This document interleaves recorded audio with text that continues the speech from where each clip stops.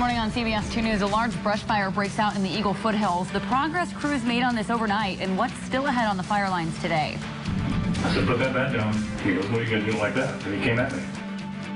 New video shedding light on the day Lori Vallow's brother shot and killed her ex-husband in Arizona. Why detectives suspected that Alex Cox was lying almost immediately in his interview. Plus, more affordable housing concerns here in Boise, the latest demolition project that's leaving neighbors in limbo. CBS2 News This Morning starts now. All right, good morning, folks. It's Thursday. Had some folks chime in saying allergies are just terrible this morning. What is it? Well, yeah, last check from Boise Valley Allergy and Asthma Clinic. They do a pollen count. It's still extreme, with 403 being the pollen count that was taken, I think, on Tuesday. Sage is just off the charts, though. That's what we're typically seeing. So the weeds are very high. Otherwise, other things are low. As far as anything that's changed this morning, we have had just a little bit of precipitation, not really enough to, I think, stir out a lot of the pollen that's been in the air. It was just a trace reported at the airport. We do have some areas that have seen a little bit more measurable rain, though, especially in the Magic Valley area. Another band of moisture headed that way. We've got some light precipitation headed towards the lowermost valley, likely in Vail right now, headed towards Ontario.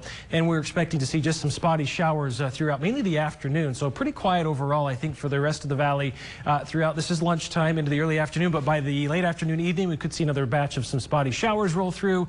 And then all areas seeing an increased threat of precipitation on Friday. So if you didn't see rain this morning, I think you'll see it tomorrow for sure, especially as we're expecting more shower activity, possibly some thunderstorm development with the storm system rotating through the state. AdventureCast today, here we go, we updated the temperatures. This looks right, 47 as you head out. Mostly cloudy, also at lunchtime, 59.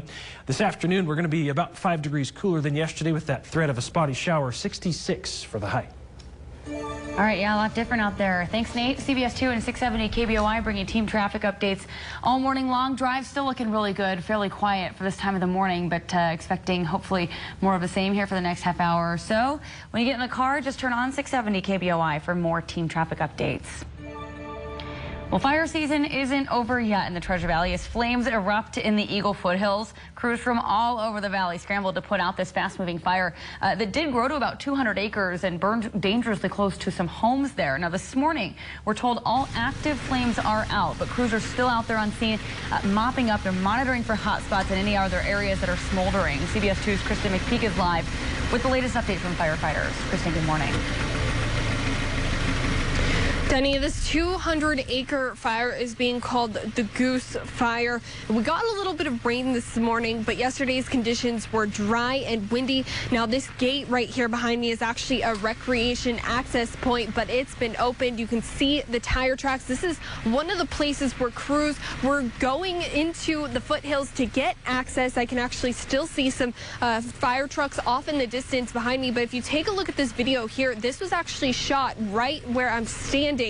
Completely different scene last night. Things have definitely calmed down. There are no active flames in the area, and so it really did get close to people's homes. The fire burned near the Eagle Sports Complex and then spread toward Hill Road, where I was earlier. You can see the burn scars burning alongside Hill Road near mailboxes and driveways. And at one point, Ada County deputies gave voluntary evacuation recommendations for about a dozen homes, but homeowners were given the okay to go back later on in the evening. Crews from all over the valley responded to the fire, and people in the area hopped on board to help their neighbors. We had the sprinklers going. We had neighbors coming over digging, around our fence on the outside. We had people with hoses. We had all of our neighbors came and kind of helped us, which kind of made us feel better. But still, at the end of the day, we've been through this and know that the wind is really your friend or not. And I'm actually standing in a neighborhood right now. Just shows how close that these flames got to homes. The Ada County Sheriff's Office did say one outbuilding burned, but thankfully no homes were burned. So the last check, the Bureau of Land Management said that they will have this fire contained by 10 o'clock this morning and controlled later on this afternoon. Like I said, I see them out here working mopping up the fire. There are some road closures near Hill Road Parkway. So if you are driving driving in the area, just be aware of that. It's also still very smoky out here. Even in the headlights, you can see the smoke. So just note that this fire is still being watched and contained. Live in Eagle, Kristen McPeak, CBS 2 News. Yeah, I'm sure as the sun comes up, we'll really start to kind of smell the smoke again, maybe see some of that hazy sky that is out there today. Yeah, so maybe you saw the flames last night or smelled the smoke here closer to Boise. Again, this is what this looked like on the front lines of the fire. BLM Idaho Fire tweeted this out. Yeah, pretty scary situation that we know could have been a lot worse, but provided some scarily stunning images. Well, so many of you also sent pictures and videos of the fire, and just know we really appreciate it. This one's from Charles Forest. Shows from a distance the smoke plume and how those flames really lit up the foothills as they burned. So if you have photos or videos you want to share with us, feel free to send them our way. Head to idahonews.com or email us news@kboi2.com. And of course, we'll continue to monitor the progress crews make on the fire today. For the latest information on containment and control, you can head to idahonews.com or download the CBS2 mobile app. We go down to developing news out of Colorado. Jury selection is underway in the trial of a former Idaho candidate for governor who's being charged with murder there. Steve Pankey is charged with kidnapping and killing a 12-year-old girl named Janelle Matthews. She disappeared more than 30 years ago. Her remains, though, weren't discovered until 2019. Pankey's jury trial, by the way, is expected to last about 5 weeks. That'll take it well into November, but of course we'll be bringing you updated coverage of that trial and any relevant updates from the courtroom on idahonews.com and right here on CBS 2 News. Well, also developing in the case against Lori Daybell, police in Arizona are releasing some new videos and documents connected to the death of Lori's former husband, Charles Vallow. Among them is an interview between detectives and Alex Cox. He's the man who shot and killed Vallow. Morgan Lowe explains why these new details suggest police immediately suspected this may have been more than just self-defense. So walk me through what happened today. This is video of the interrogation room with a Chandler detective and Alex Cox. You come towards him. Yeah. And then what happened right after that? He shoved me and spun me around. Okay. And then cracked me in the back of the head. Cracked you in the back of the head. Yeah. Cox is describing what he said led him to shoot Charles Vallow, his brother-in-law. What happened when you came out with the gun? I said, put that bat down. He goes, what are you going to do it like that? And he came at me. Cox says he fired 2 shots into Charles as he was coming at him, then washed his hands off in the sink, put his gun in his bedroom, called 911, and started CPR. Hey, team, we got one subject down, apparent gunshot wounds to the chest. But after walking through the scene and comparing it to Cox's description, investigators became suspicious. One of the bullet strikes was on the ground beneath Charles, like he was shot while he was already lying on the ground. It led one officer to write this: it was suspected that Cox was not being truthful. And the firefighters told investigators they found no evidence Cox had actually performed CPR on Charles. Well, more than 24 people in Boise are on the hunt for a new place to live right now. Their current apartments set to be torn down before the end of the month. The Reidenbaugh Place apartment building, will be replaced by a newer, more upscale building with 547 bedrooms. The change has been in the works for a while, but people who live there say it's tough to watch. In the 2 years that we've been going through this, I mean, I've been, like, my emotions have run the gamut, like, and mostly in the negative, on the negative aspect, and nothing positive. Now, the whole ordeal brings up more concerns about the affordable housing issue in the valley. In this case, the developer said they did try to offer help to tenants to find new housing and even reimburse them for the cost of moving. Some say it didn't happen that way. Others told us that they did start offering those relocation assistance services a couple of weeks ago.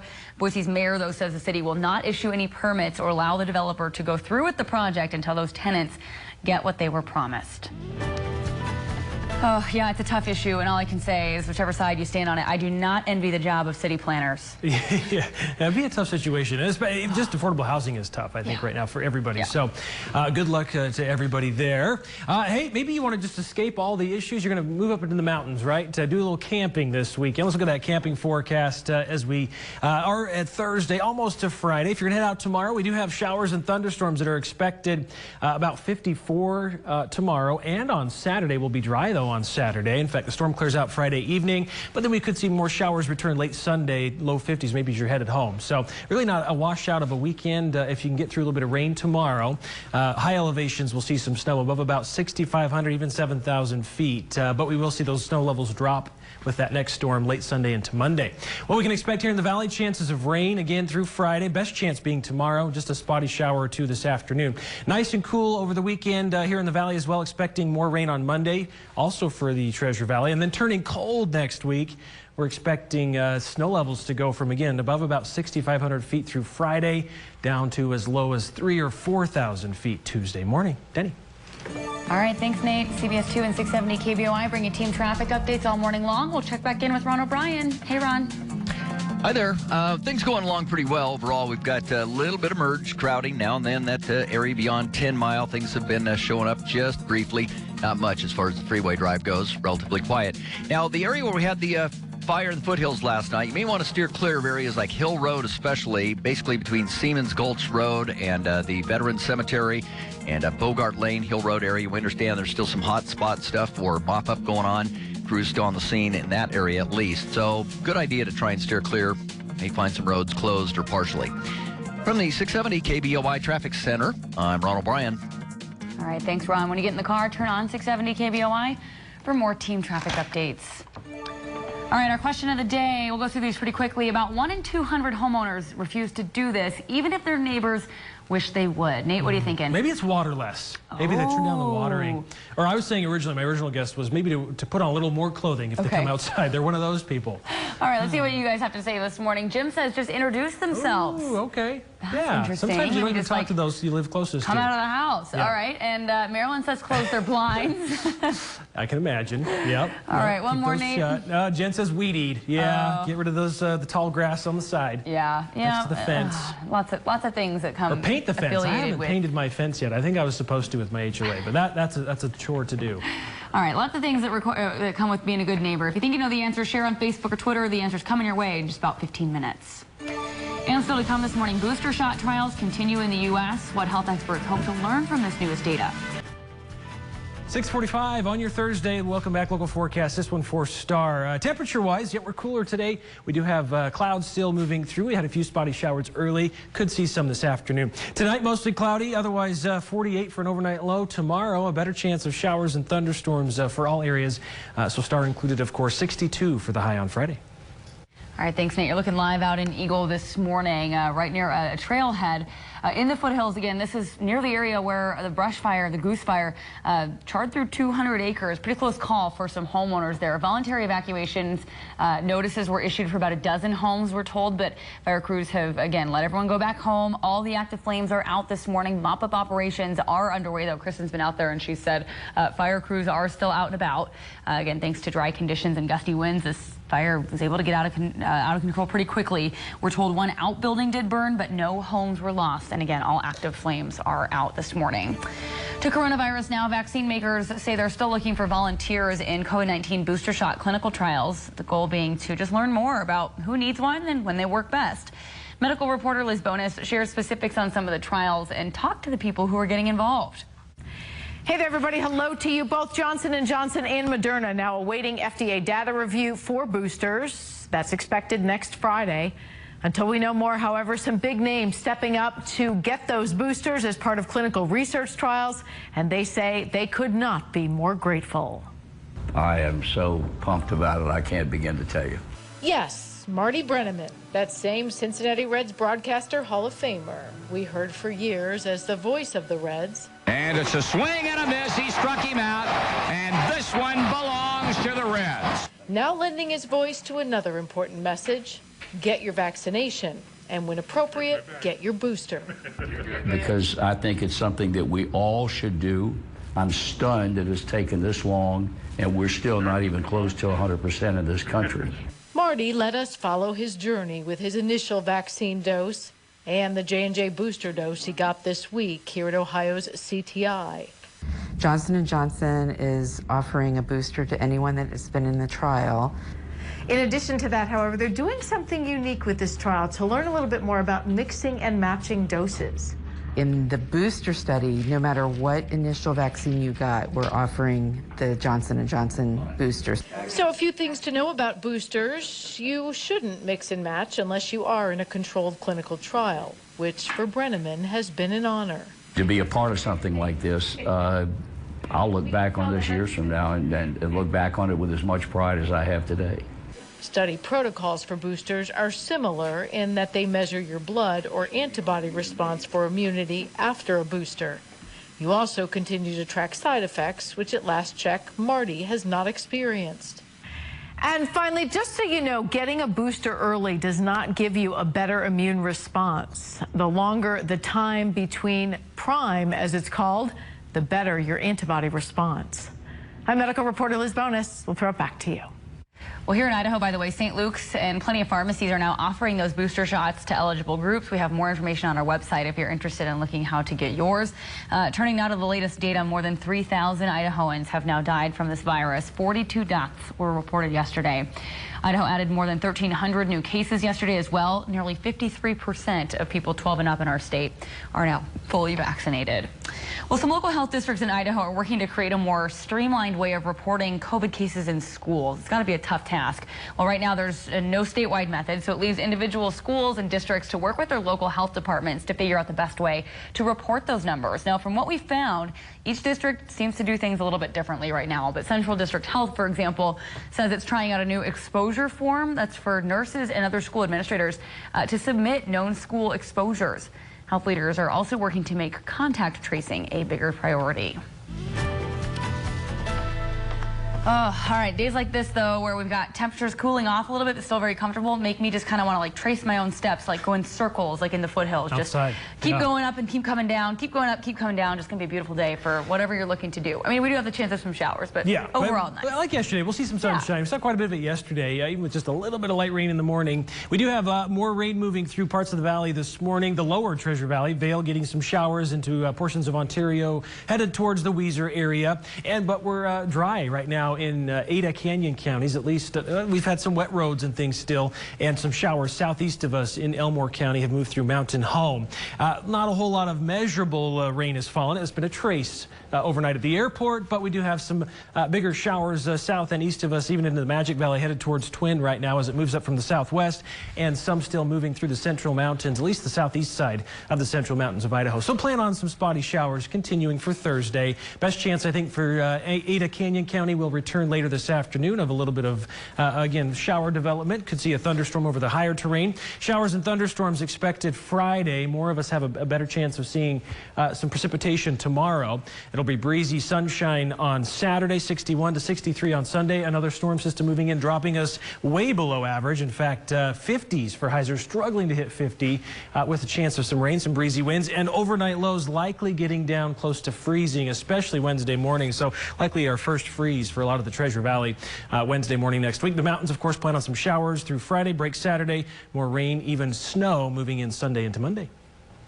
All right, thanks, Nate. 6:51 this morning. We'll check back in with Ron O'Brien in the 670 KBOI Traffic Center one last time before 7 o'clock today. Hey, Ron. Hi there.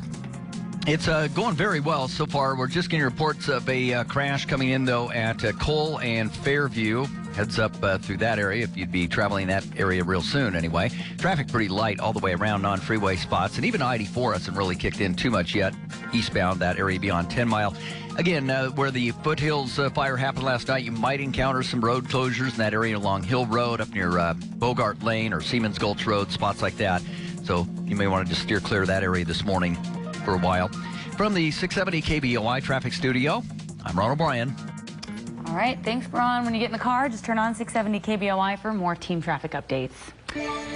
Still ahead on CBS2 News, a stitch that makes a difference. How a group of local quilters are bringing comfort to people in need here and around the world. Pay It Forward is sponsored by Mountain America Credit Union. Well, in Nampa, a group of church ladies meets twice a month to quilt. They've been doing this for a long time, but over those years, their quilts have been donated to people in need here in the Treasure Valley, even on the other side of the Atlantic. So now we are paying it forward to the comfort quilters. They sew. They press. You want to start this row? They lay out their strips of fabric on a design wall. And when it's all ready to go, the long arm stitches a pattern out uniting the quilt top with batting and backing. It's all part of the process of making quilts. It's not an easy process, and certainly one that takes more than a little bit of talent. I'm pretty proud of this one. I feel like I'm blessed by God. He's given me the ability to make these quilts. And just how many have they made over the years? Oh my gosh, hundreds. They don't keep track. This isn't about numbers. You see, these quilts are not for themselves, We just gave 17 quilts to Home Health and Hospice. but for others in need of comfort. And quilt it's sort of like a hug. The weight of it, the feel of it just feels so wonderful. We have a pile of quilts set aside for a women's shelter that's opening up. They often give to organizations like shelters, never seeing the people who will receive them. We don't know who the quilts go to, but God does. Their quilts have gone as far away as a military hospital in Germany. We had a retired military lady that took a transport plane and took them. It was pretty awesome. Each quilt given is a unique work of art and love, and each has a tiny tag sewn in that simply says, somebody cares. It's like our little love note on the back form. Angie Phillips has a little love note tucked in this envelope. Hello. Just for the comfort quilters of Nampa. Well, I have today $500. Oh my goodness. In cash. Wow, thank you. $500 cash for fabric and supplies, so they can continue making beautiful quilts to comfort those who are hurting. Our goal is to just give someone a quilt and let them wrap up in it and feel our love. That's our goal, and that makes us feel so good. Makes us feel so good. Great way to end. Well, now today's question of the day. About 1 in 200 homeowners refuse to do this even if their neighbors wish they would. Turn down the water. Water too much. Let's say that one. Okay, they water too much. I was just thinking like they leave the Christmas lights up all year long. I don't know. I'm starting to think about the holidays. Don't trim that tree. The answer? Ooh, yeah. I was close. Take down their Christmas decorations. Yeah, those need to go. Yeah. All right. Have a great day. We'll see you back here at 11.